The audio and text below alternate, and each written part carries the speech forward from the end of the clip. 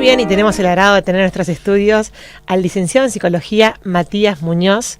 Matías es docente de la Universidad Católica Argentina y se especializa en Psicología Clínica y de Educación. Muy buenas tardes, Matías. Muchísimas gracias por venir a Citas de Radio. ¿Cómo andas, Elisa? Muchas gracias a ustedes por la convocatoria, otro año más. Y acá contento de estar en Pehuajó, que me tratan bien, así que vuelvo. La verdad que muy contento. Es verdad que estuviste ya en el programa, en nuestra columna Pensando en Familia, tenés razón. Ya vamos a decir que sos un amigo de la casa. Exactamente. Bueno, Matías, y el tema que nos convoca hoy, el talento de nuestros hijos.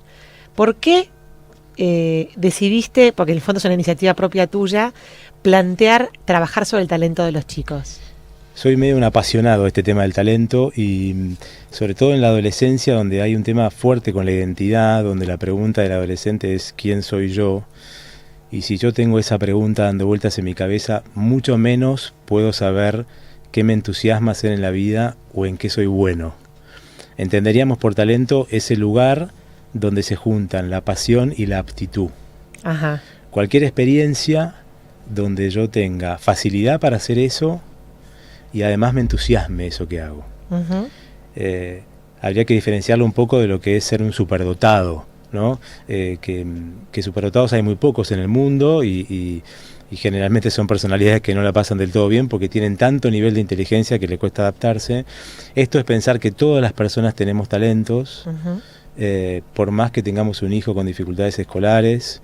Hay distintas causas por las cuales uno puede tener una dificultad escolar, pero todos los hijos tienen talentos, pero si yo tengo una crisis de la adolescencia, necesito que alguien me devuelva ese talento desde afuera. ¿Qué significa me devuelva? Que me lo muestre, ¿no? Que tanto docentes como padres sean como un espejo positivo, que me empiecen a validar cuáles son las experiencias en la que a mí me cambia la cara, ¿no? Si yo tengo 13, 14 años, haciendo qué cosas salgo de la apatía, de la bulia, y eso un padre o una madre por intuición pueden darse cuenta, lo que pasa es que hay que mirar a los hijos para eso, uh-huh.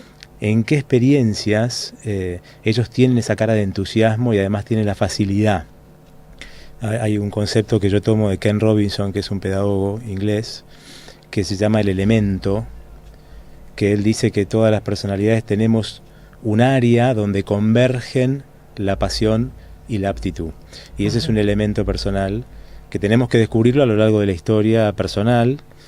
Y él lo que marca es que a veces, bueno, él es bastante crítico del sistema británico pedagógico, ahora está en Estados Unidos y también critica el sistema porque dice a veces no se les termina de mostrar a los chicos cuando terminan el colegio uh-huh. cuál es esa área. Ajá. No tenían de descubrirla ellos, digamos, claro, antes de salir a la vida. Claro, y sabes, terminan, los españoles lo dicen, ¿no? Como que terminan la escolaridad sabiendo lo que no hacen bien, pero no lo que hacen bien. Claro. Lo que no hacen bien son las materias que se llevaron, donde estaba la dificultad.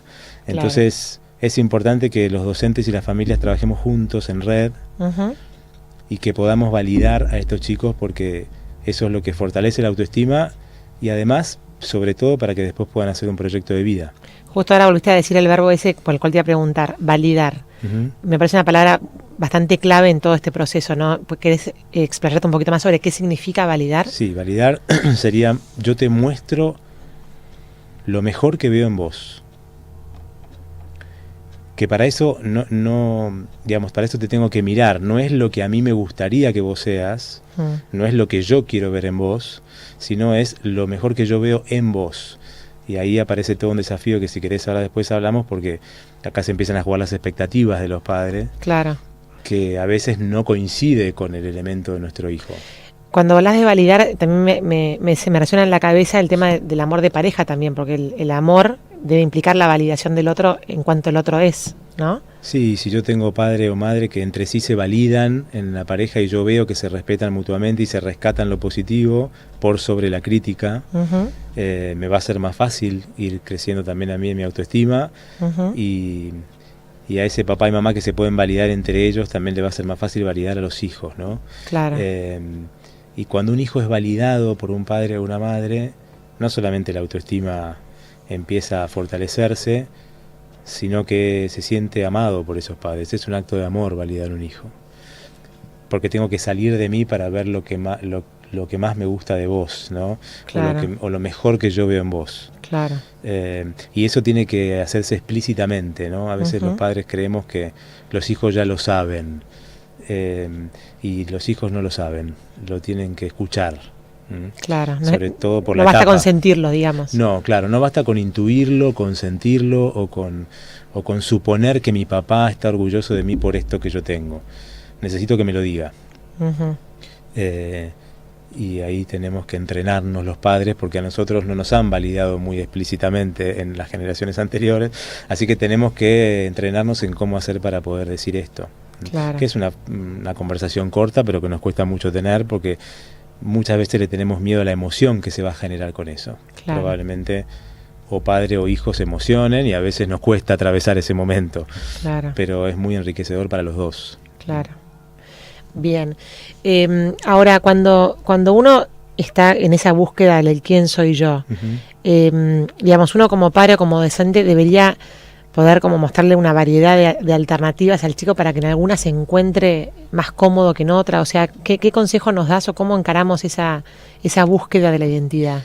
Los chicos van probando, ¿no? Por eso un mes quieren hacer algún instrumento de música, el otro mes quieren hacer algo de gimnasia, después piden ir al campo. Acá charlábamos con los chicos en el colegio recién que hicimos un taller. Acá en la zona muchos tienen lo que llama la inteligencia naturalista, que es esa capacidad de gozar con la naturaleza, y piden entonces ir al campo y estar con los animales. Después charlamos, pero esto nos va a llevar un poco el concepto de inteligencias múltiples, ¿no? Que si querés después en un rato lo charlamos un poco.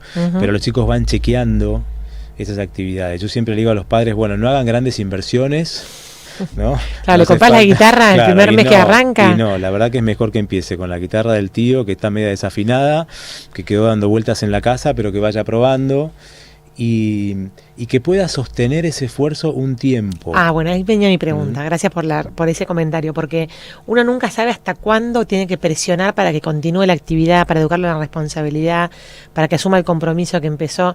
¿Cómo hacemos para manejar ese equilibrio tan difícil de saber hasta dónde presionar y acompañar y hasta dónde decir, bueno, evidentemente esto no es lo suyo? Intuitivamente vamos a saber, si estamos conectados con ese hijo y con nosotros mismos, cuánto tiempo le podemos pedir que sostenga eso. Es un ejemplo. Ahora estamos en junio. Supongamos que uno de nuestros hijos pide empezar a tocar un instrumento musical. Bueno, hasta diciembre es un perfecto tiempo, 6 meses, como para que yo vaya chequeando si esto me gusta o no. Si lo hago un mes, no me puedo dar cuenta si esto es lo mío o no es lo mío. Y ahí por ahí voy a necesitar que los adultos me ayuden a sostener ese esfuerzo. Claro. O una actividad durante todo un año, por ejemplo. Claro. Salvo que yo vea que realmente hay una resistencia muy fuerte en el hijo y un desagrado por la actividad, pero si él la pide, yo trataría de ayudarlo que la pueda sostener meses, / un año, por ejemplo. Es un tiempo para que un adolescente se pueda ir dando cuenta qué pasa. Después a veces retoman actividades anteriores, ¿no? Algo que empezaron a explorar en la infancia, lo dejan y en la adolescencia lo vuelven a retomar.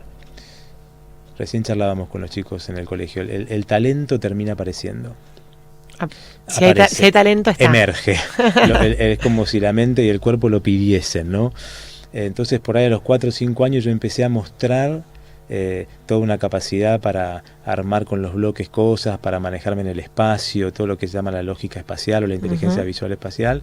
Después lo dejo y a los 14, 15 empiezo a sacar fotos y me empiezo a entusiasmar por la fotografía y veo escenas en el paisaje donde nadie ve y manejo la tridimensión y la profundidad como nadie la maneja. Bueno, retomé algo que apareció como un talento a los 4, ahora a los 15 lo retomo, pero tengo que tener adultos que me miren haciéndolo y que me lo refuercen, porque si no yo puedo no darme cuenta.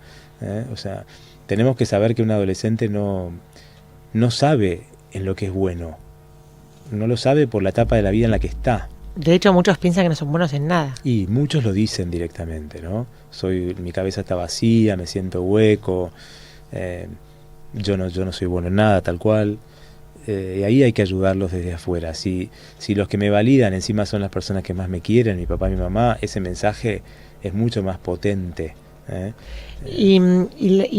La bulia típica del adolescente, esa especie de no hacer nada, ese desgano que hace que estén horas echados, como yo no soy madre de adolescentes todavía, pero escucho a mis amigas que lo plantean. eso es propio del adolescente, hay que dejarlo, hay que dejar que adolezca. ¿Qué consejo nos das? Es un poco propio de la etapa, ¿no? El cuerpo está cambiando mucho y hay momentos que parecería que el cuerpo pide descanso, otros que pide actividad. Los únicos 2 signos de alarma fuertes en la adolescencia son un aislamiento sostenido. Cuando hablo de aislamiento sostenido, es sostenido en el tiempo. No es el chico tímido, no es el chico introvertido, sino que es el chico que se encierra en su cuarto durante meses, ¿no? Y yo como padre empiezo a sentir que está completamente solo ese hijo. Ahí yo presto atención.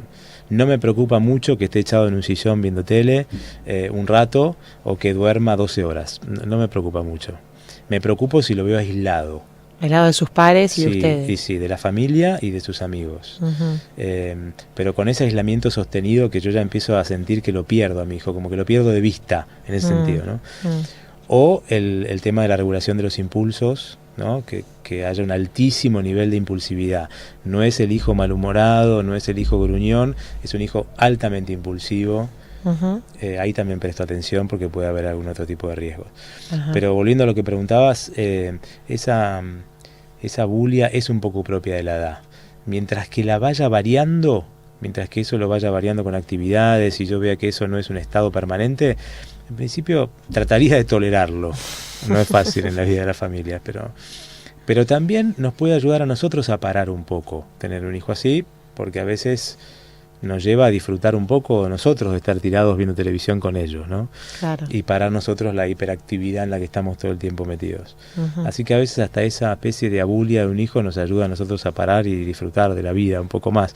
Esta generación de hijos creo que nos puede ayudar mucho a nosotros a disfrutar más de la vida porque son unos maestros en eso y nosotros los podemos ayudar mucho a tener un proyecto de vida, a pensar en el futuro, que les cuesta un poco más como generación. Claro.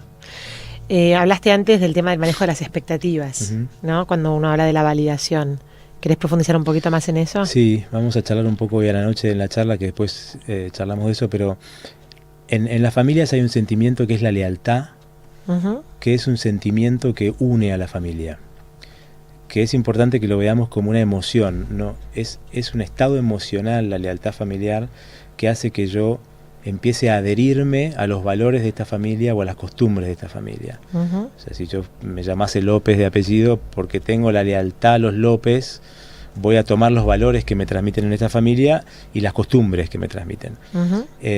Y la lealtad es un sentimiento que va uniendo y cohesionando a la familia, y por la lealtad los padres vamos transmitiéndole a los hijos modos de estar en el mundo, ¿no? Como modos deseados que nosotros queremos que ellos tengan.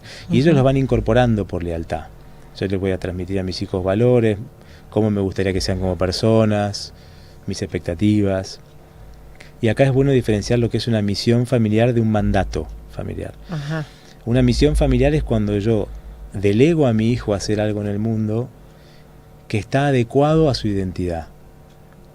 Entonces yo tengo un hijo muy activo, por ejemplo, lo delego a que sea una persona activa en el mundo en una actividad determinada que a él le guste. Pero hay una adecuación entre lo que yo espero y lo que mi hijo es.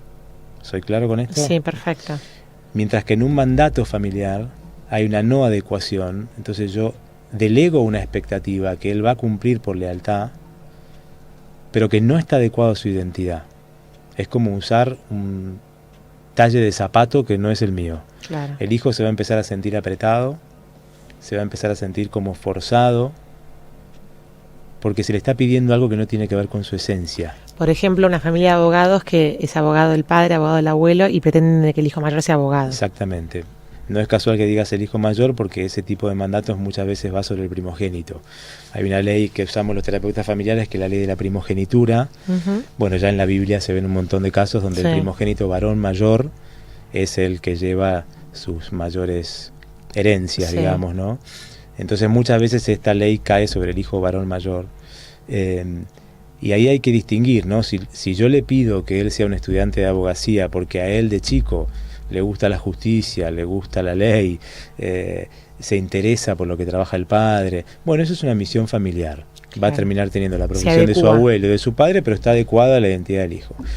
Si yo tengo un hijo que desde chico le está tarareando música por la casa, toca todos los instrumentos, es un genio musical, la maestra de música del colegio me dice, mirá, acá tenés un hijo que tiene una inteligencia musical destacada, pero yo quiero que sea abogado, y ahí empieza a generarse un mandato, el riesgo que él por lealtad lo tome, porque es su abuelo y su papá, son personas muy significativas para él, y en algún momento empieza a sentir que está en un lugar donde no quiere estar. Por ahí trabaja de eso y hace con la música un hobby, que en principio sería mejor que si no le diese lugar. El riesgo sería que él no haga nada con ese talento, se adecue a mis expectativas y en algún momento haga alguna crisis de identidad porque diga esto no es lo mío. Claro. Pero al principio puede ser que lo tome por lealtad a su papá. Claro. Entonces ahí tenemos que tener cuidado. Yo ahí lo que quiero diferenciar con esto es si miramos la esencia del hijo o solo miramos nuestra expectativa. Porque si miro la esencia del hijo, le voy a pedir a ese hijo que sea lo mejor que pueda en lo que él es. Y eso es una delegación, hace muy bien que mi padre espere de mí lo mejor que yo tengo. Claro. Lo que me puede complicar es que mi padre espere de mí lo que yo no soy. Claro. La palabra vocación se me viene a la cabeza cuando te escucho hablar, Matías. Hay que, en el fondo, tratar de encauzar a los chicos hacia su propia vocación. Sí, que es realizar su potencialidad. Claro. ¿No? Cuando una vocación está afianzada en la realización de las propias potencialidades, bueno, esa vocación nos despliega, ¿no? Ken Robinson dice que cuando uno está en su elemento personal, está en ese lugar de aptitud y pasión, tienes más posibilidades de ser feliz, dice él. Claro. Hay más posibilidades de realización, ¿no? Y creo que uno lo ve en la vida cotidiana, ¿no? Cuando uno se encuentra con personas, ¿no?, que realizan su potencialidad, se les ve la felicidad, ¿no? Tendrán su malestar, sus angustias, como tenemos todos los seres humanos, pero brillan. Pero hay algo en la mirada que hace que uno vea que esa persona está realizada, ¿no? Sí. Algunas circunstancias de la vida a veces hace que uno eso no lo pueda tener como una profesión, pero sí que lo pueda tener como un hobby, sí. Y también es importante, ¿no? Claro. O que la persona elija qué lugar le va a dar eso, pero que haya varias horas en la semana donde eso tiene lugar. Perfecto. Y en concreto, ¿qué tipo de actividades has hecho con adolescentes o con los chicos para justamente explorar todo este tema de los talentos? Como tienen que explorar mucho, a veces hay que ofrecerles, recién hicimos una actividad que les ofrecíamos como rincones con los tipos de inteligencia, y ellos tenían que ir por cada rincón y ver cómo se sentían haciendo una actividad con cada inteligencia. En la inteligencia natural hacían algo con el microscopio, en la inteligencia corporal hacían algo con un aro de básquet y pelotas, y ahora a la tarde vamos a hacer algo con elementos de gimnasia como una vara, hacían ecuaciones de lógica matemática, jugaban con palabras, trabajaban con arte. Es darle esa pluralidad que tiene la mente, ¿no? Tenemos que entender los adultos que cuando nosotros, los que tenemos más de 40, nos medían la inteligencia, nos lo medían en base a la lengua y a las matemáticas. Claro, era solamente un solo canal. Ese era el canal y ese era el abanderado, ¿no? Claro. El que era bueno en lengua y matemáticas se llevaba la bandera del colegio y se llevaba un CI mayor a 100 que decía que era una persona inteligente, porque se medía así la inteligencia. Claro. Hasta que por suerte apareció Howard Gardner en Estados Unidos, en Harvard, y empezó a hablar de la pluralidad de la mente, empezó a hablar de inteligencias múltiples, y con esta metáfora que él dice que es, bueno, si viniese un extraterrestre a la Tierra, ¿qué habilidades humanas vería? Vería mucho más que la matemática y la lengua, y ahora estamos hablando entonces de una mente plural con inteligencias múltiples. Darle a los chicos que recorran esas actividades, o sea que hablamos de una inteligencia musical, de una inteligencia espacial, corporal, y ahora de una inteligencia vincular, ¿no? Donde está lo interpersonal, claro, que son esos chicos, claro, que tienen esa habilidad para empatizar con las emociones de los otros, o la intrapersonal, que son esos hijos que tienen la habilidad para expresar sus propios sentimientos. Es muy llamativo, a veces un chico de 5 o 6 años ya dice, yo tengo miedo, estoy enojado, estoy contento. Ya hay un hijo que nos está mostrando un talento para hablar de sus propios sentimientos. Eso hoy se considera un tipo de inteligencia. Así que básicamente, tanto que en casa como en la escuela se le den espacios de exploración. Esto es muy cualitativo, no hay que medirlo, no hay que tomarle test, no hay que, es más de observación de afuera, y que el chico se autoobserve haciendo eso. Esto ya las maestras en el nivel inicial lo ven con los rincones, por ejemplo, ellas claro, ya lo ven. Los sectores. Claro, cuando un chico va a un sector o va a otro sector y se queda instalado ahí, hay como dos registros que dice Ken Robinson para que la persona se dé cuenta que está en su elemento. Uno tiene que ver con la vivencia del paso del tiempo, porque el tiempo pasa más rápido. Uno cuando está en el elemento puede estar 2 horas haciendo la actividad y mira el reloj y uno siente que pasó media hora, ¿no? El tiempo pasa de otra manera porque es tanto el entusiasmo y tanta la pasión que, así como cuando estamos muy fuera del elemento, el tiempo se nos pasa muy lento, ¿no? Claro. Esa vivencia subjetiva del tiempo es uno de los registros. Y el otro es la búsqueda de la tribu, que él dice que vamos a buscar personas con elementos parecidos al nuestro. Claro. Entonces, como padres podemos estar atentos porque vamos a ver cómo nuestro hijo se va a acercar a los amigos o a los compañeros de clase que tienen sus mismos intereses. Claro. Uno se siente más afín a gente que tiene la misma área de pasión que uno. Esto nos pasa a los adultos también, ¿no? Totalmente. Entonces también dejar que exploren y que estén con esas tribus, porque esas tribus son los que les van a reforzar su entusiasmo. Matías, ¿y cuándo te diste cuenta que tu talento era ser psicólogo o ayudar a la gente? Un poco tarde, me parece. No, recién les contaba a los chicos. Forma parte de mi elemento esto de poder ayudar a que otros descubran su elemento, dar talleres o charlas. Y no fue lo que yo hice al principio en mi tarea como psicólogo, digamos. Ajá. O sea que lo fui descubriendo con el tiempo. Tenemos toda una vida para descubrir eso, ¿no? O sea que dentro de la psicología, digamos, estabas en otro haciendo lugar. Otra cosa, ¿sí?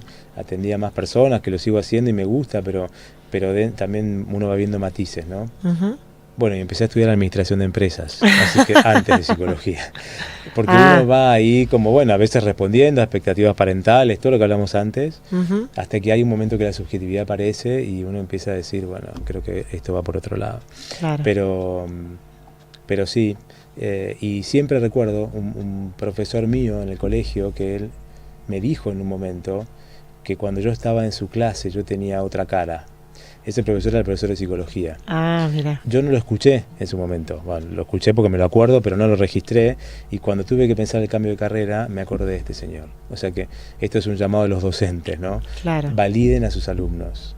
A esos 3, 4 chicos que tienen ese talento especial en matemática, en geografía, díganselo varias veces, porque eso para ellos va a ser oro en polvo para el día de mañana, ¿no? Claro. Cuando tengan que elegir una profesión. Claro. ¿Cómo hace la gente para contactarse con vos, Matías, si queda enganchado con esta entrevista? Puede ser por mail, que es Matías Munoz, como no hay ñ, sí. Matías Munoz, psi de psicólogo, psi, @gmail.com. Perfecto. Y hay un blog, si quieren mirar, que en Facebook se llama El Cambio está en la mirada. Ajá. El cambio está en la mirada en Facebook. El cambio está en la mirada en Perfecto. Facebook, de ahí los va a conducir a un blog. Ahí hay cosas que yo escribo, videos que subo, algunas cosas con este tema. Ahí hay videos de Ken Robinson que pueden mirar si les interesa. Es un espacio para entrar en red y pensar juntos. Buenísimo. Muchísimas gracias, Matías, por conversar con Citas de Radio. No, a vos, Elisa, un placer. Adiós. Hasta luego.